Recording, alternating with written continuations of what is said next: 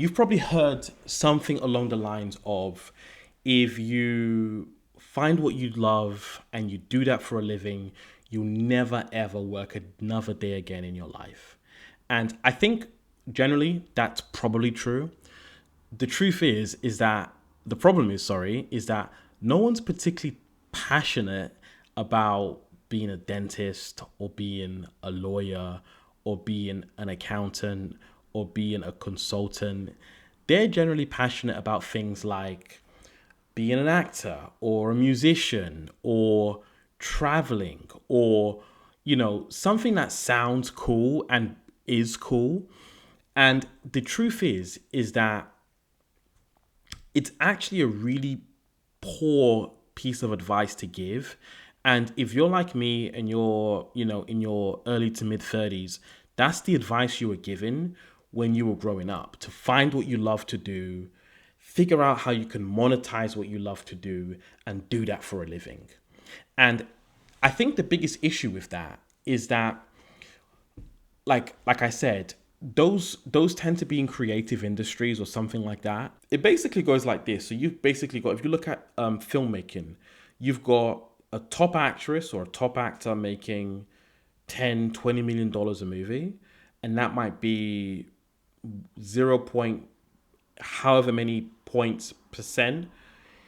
And then you've got, probably a few actors here making $500,000 a movie, which they split with so many different other people, management, publicists, high expenses, etc. And then you've got an incredibly long tail of people who are also working in that industry who are barely able to make ends meet. Like there was actually a really cool article, not cool, but um, a report that the American Screen Actors Guild produced, which stated that 83% of people within their guild, so not just actors and actresses, granted, but people who work in film, people who are lighting, sound people, costume designers, etc. Only 83% of them are not able to make an income solely from filmmaking. So 83% of them make less than $26,000 a year, which is I'm guessing less than minimum wage. I haven't checked it in a while. And that's kind of insane when you think about it. And it's even more insane when you think about the fact that there's about 180,000 people in the Screen Actors Guild, but there's about 450,000 people working in entertainment. So you're probably talking about 6% of people who are able to actually make a full-time income, and probably not a very high one, from filmmaking. I mean, it's really easy to kind of look at the movie star making 10, 15, $20 million a movie. But for every single one of those, there's probably 10 to 20 to 50,000 actresses and actors that literally did not make it, probably made some very poor decisions in their life as a result of it, and ultimately had to leave the profession.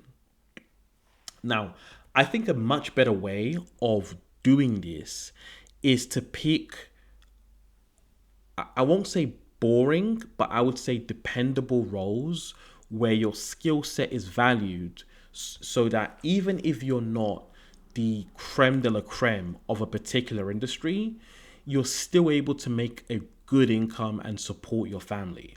Now, you know, let's say, for example, you're the 1000th best dentist in the world. You're going to have an incredible life. You're going to be able to drive incredible cars, go on incredible vacations, have your own private practice, and probably be able to become a millionaire, if not, a multi-millionaire over the years through your practice. Now, conversely, if you're the 1000th best tennis player in the world, you're probably not qualifying for the tour. You're probably not really able to make any money in tennis whatsoever. You might be able to make some money coaching, and that's probably what you should do. But they just really don't align. It's basically a winner take all industry, and in my view, unless you are exceptional, you really don't want to operate in winner take all industries. You want to operate in industries where the reward or the income is fairly evenly distributed across all of those in that industry. So I'm not saying that you're going to make the same as the best person in it. So for example, in my position, technology sales, I know that there are people in technology sales who are making $1 or $2 million a year. No problem whatsoever. However, if you take the average person in technology sales, they're probably making over $200,000 a year. I mean, it's if you're in that particular role, there's probably around 50 to 60,000 people doing that role in America, across multiple hundreds of technology, consulting, whatever types of industries that you can actually make that money in. So again, it's not winner takes all, it's winner takes a lot, but it's much more evenly distributed. And I think the best way of finding what you should be doing with your time as it pertains to work instead of following your dreams is, I would recommend getting a piece of paper. I haven't got a piece of paper here, but basically getting a piece of paper and writing down all of the things that you're really good at. So where do you excel? Is it mathematics? Is it science? Is it in whatever it might be, right? So you write that all of that down on one side. What you then do is that you then write all of the roles that the market is willing to pay a reasonable or a good salary for. So then you write that down. I think now, before you kind of had to do this manually, but if I was doing it now, I'd do it with like a chat GPT or some sort of an AI. And I would basically list all roles making over $100,000 a year. And it might churn out like 100 roles. I would then say, based on these 100 roles and based on my skill set, what am I actually likely to have the highest probability of success? I have a degree, I have this, I have that, or I don't have a degree, but this is what I'm really good at and where I am exceptional versus the lay or average person. And I think if you were to do that, you'd actually have a much better career. I think you'd realize that you don't have to connect your passions to your labor. Just, you might not be a great guitarist, but you might play in the evenings and have a really good time. And, you don't have to play, be a professional guitarist to be able to get enjoyment out of that hobby. You can do it by yourself at home, and then you can switch off and go and do work that is something that you're good at and something that the market pays for. So generally, that's my advice: is don't follow that age-old adage of trying to find and work in your passion, and pick something that is likely to give you a great life, regardless of if you're the best person at that or not. And I think it just becomes really like, it becomes really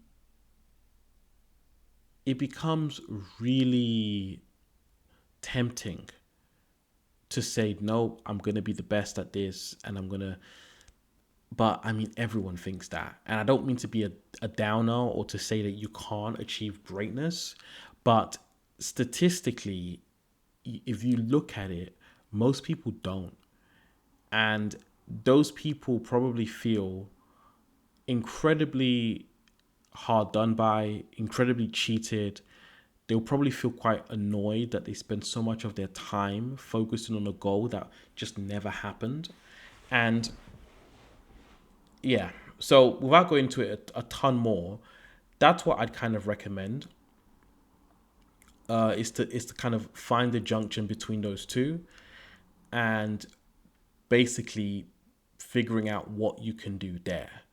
and being creative and understanding that, you know, you can just work a job. It doesn't have to be what you love to do every day. And I think what you'll find as well is that you'll find things that you love about the role that you do, that you're good at. Firstly, people like being good at stuff, so you kind of get that. And then you might find other things, like maybe it gives you a sense of fulfillment. Maybe you like the money. Maybe you like the travel that comes with that role, whatever it might be. But, you know, it's not doom and gloom that you can't make a living in what you love to do. Guys, I hope you found this useful. Check out my channel, subscribe, and I'll see you on the next one. Bye-bye.